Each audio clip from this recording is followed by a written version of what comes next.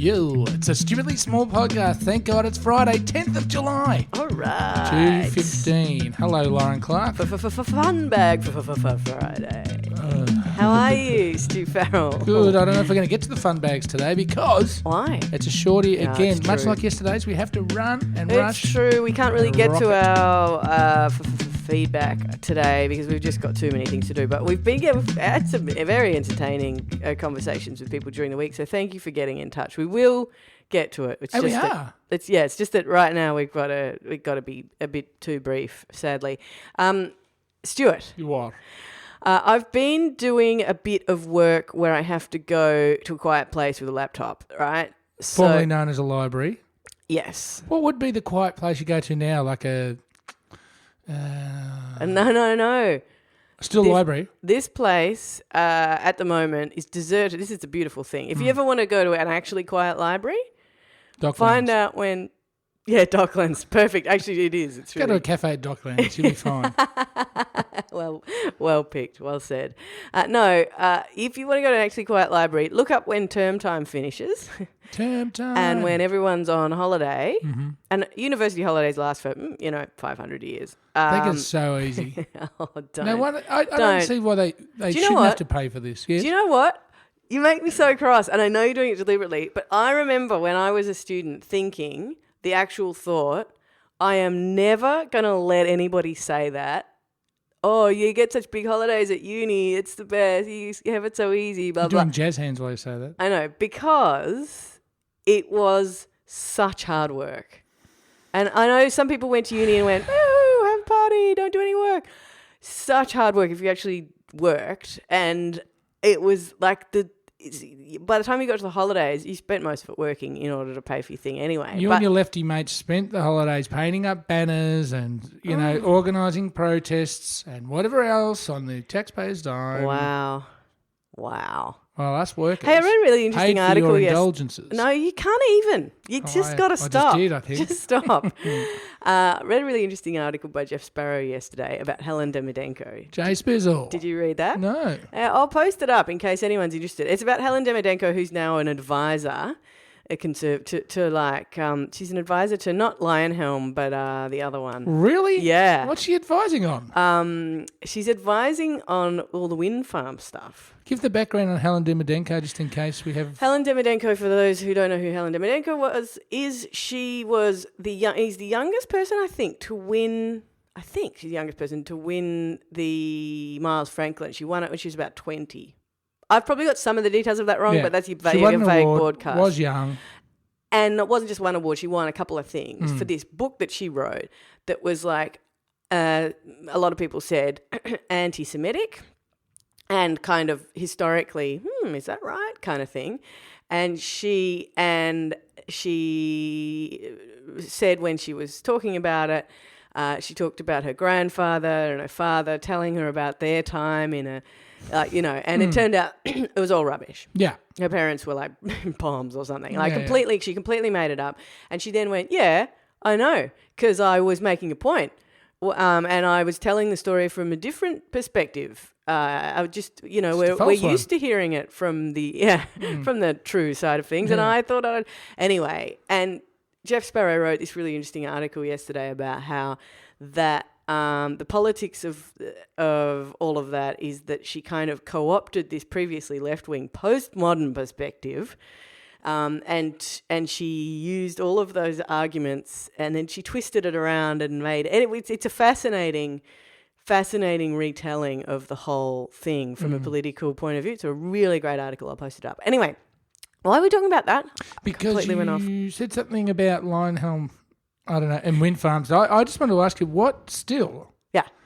why would she have any sort of... credibility? Yeah, and why would her opinion matter? Because she became a darling of the right for what she did. Because she turned it around. If you read this article, it's fantastic. Because she turned it around so that it was her saying, I was proving a point to the left, that and then there were all these articles in the Australian and stuff saying the left are just so desperate to peddle this myth of multiculturalism and stuff. You know, so it was all turned against the left, whereas actually the person who completely saw her coming and tore her to pieces and accused her of all sorts of things was Jared Henderson, who's very much on the right. Sydney Institute. Yeah, and so she turned it anyway.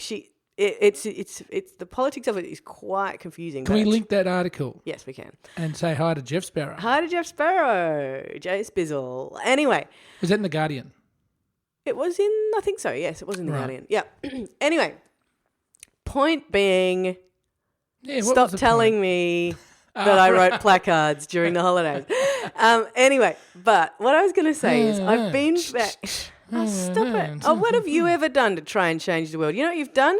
Yeah. Sat there and complained about it and said, is there anything worse? Well, you know what I do? I unearth the issues and then let my little foot soldiers like yourself fight on the streets. Okay. Anyway, so I went back to the university that I went to. Yeah. Right? And I went to one of their new libraries, which is like a spacecraft. And... that's called Fees in Action. Fees in Action. Like it is, and it was one of those things where it was like, kind of like, have you ever been back to your school? I drive past it sometimes and think, geez, that looks a lot smaller than I remember. That's it. And it's so it's kind of like, it's familiar and it's like going back in time, but it's also so not. You're so not a part of it anymore. It's been this whole, old 70s brick joint has been knocked over and there's a centre for design, which looks like somebody's, purse. Like it's just... Everything is just spruced up to the nines. Well, you've got to attract those international students and all the rich students from here. It's got to look good. Well, that's my point, I guess, is that the whole thing. Now, it definitely did. Okay, so the trajectory since I've been there is that it has been. The model's changed. It's now at Melbourne University. It's called the Melbourne model, and it's basically going towards the American model.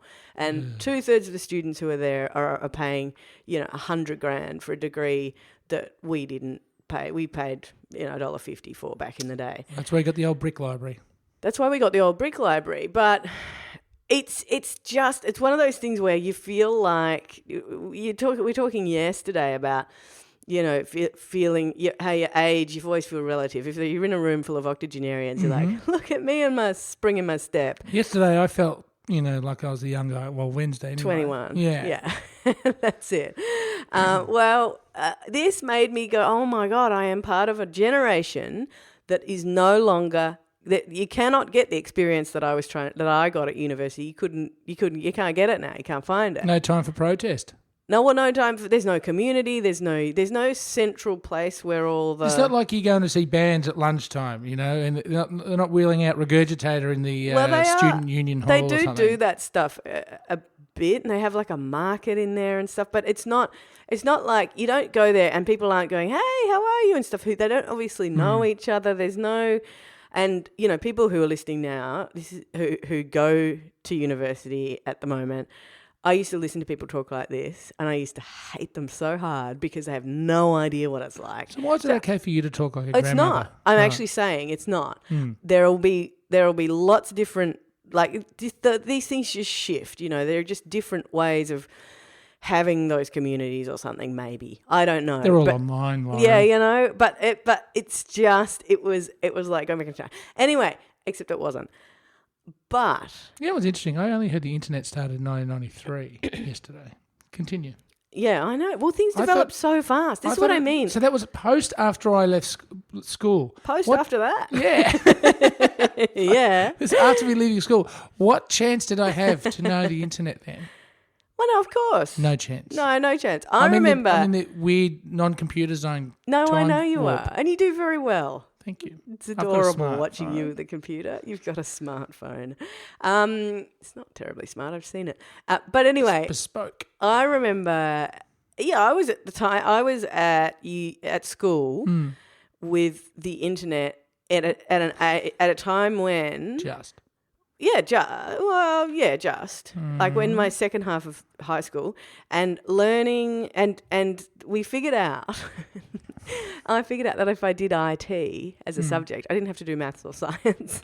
And I was a bit scared of maths and science, just wasn't that into them, which is interesting because I can't read enough science articles. I'm addicted. Yeah, but it wasn't like that at school. No, it wasn't. No. It was like, here's a Bunsen burner. Yeah, and this if you don't get it right, you're never going to get get a job from it. You should have heard the stuff I used to hear. Anyway, continue. Maths I still don't have any interest in, nor regrets for not doing. I did the lowest form of maths in the 2 last years of school, which was, they called it business maths. Oh, did they? That's cute. The students cute. called it veggie maths. Veggie maths, yeah. Business maths, 1 + 1, 4. Oh, okay, we'll give half your point for that. Totally. Yeah. But you know what?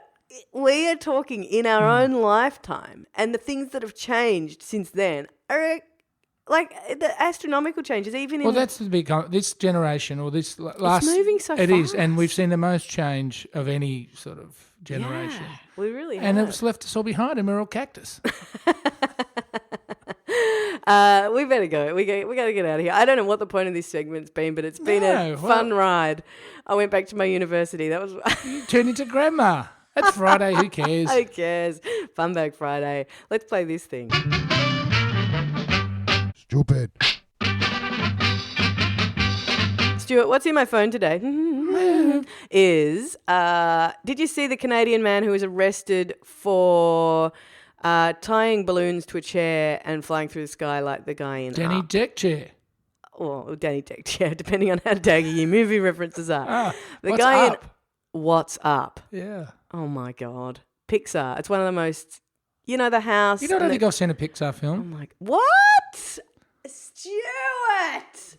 Are you kidding? I'm not a child. I don't have children. No, that's not the point. They're not children's movies. Oh, no, because they're just packing enough for the adults to really enjoy them too. No, you are so wrong. Oh, my God. How have you not seen? You would probably quite like them. What about Because they're not an animal with a long nose that ties balloons to his chair?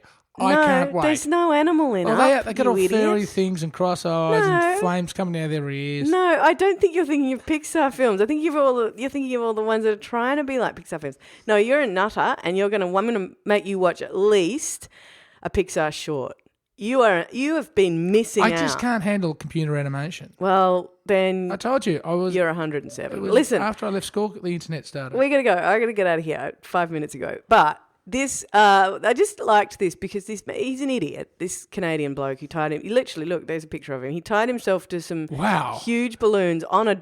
I don't think he's an idiot. I think he's an adventurer. Yeah, I did too, except then I read what he was doing. The quote I rather like is, I was just by myself on a $20 lawn chair up in the sky above the clouds. That's all right. But the reason he did it was to promote his business. What's his business? Idiots are us. I don't know. But does he go? Yesterday we had the douchebag of the week who was plugging in his iPhone during a play. High-level douchebag.